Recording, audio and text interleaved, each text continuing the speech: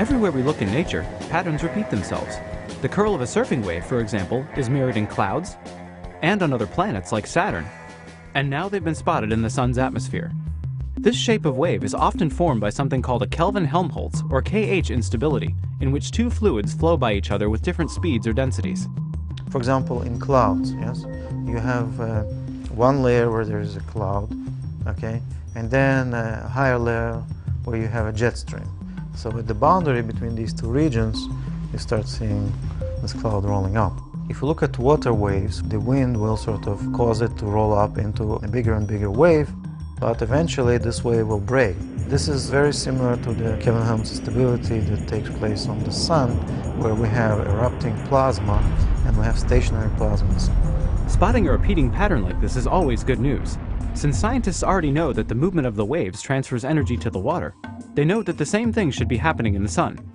That extra energy helps explain how the Sun's atmosphere, or corona, heats up to some 1,000 times hotter than the Sun's surface.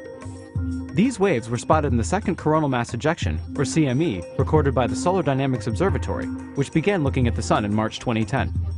We were able to see as the CME erupted, it generated basically a region where the plasma was evacuated.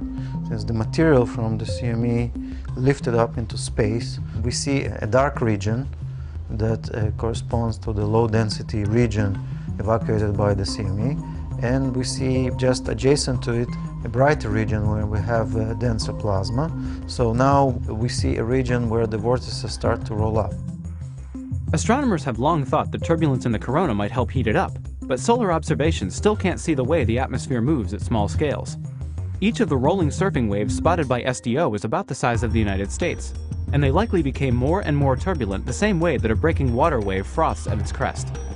So it is a way of taking out the energy from the shear flow and converting it eventually into heat. Some scientists thought that the Sun's powerful magnetic field would prevent KH waves from forming, so the heliophysicists who observed the turbulence on the Sun needed additional evidence. To support this interpretation, we also developed a model, and a computational numerical model. We set up this model to resemble what takes place in this region, and we see that indeed this kind of shear can form Kelvin-Helmholtz instability and generate the waves that are similar to the waves we observe in nature. A good surfer understands those waves intuitively. Thankfully, scientists understand them physically too.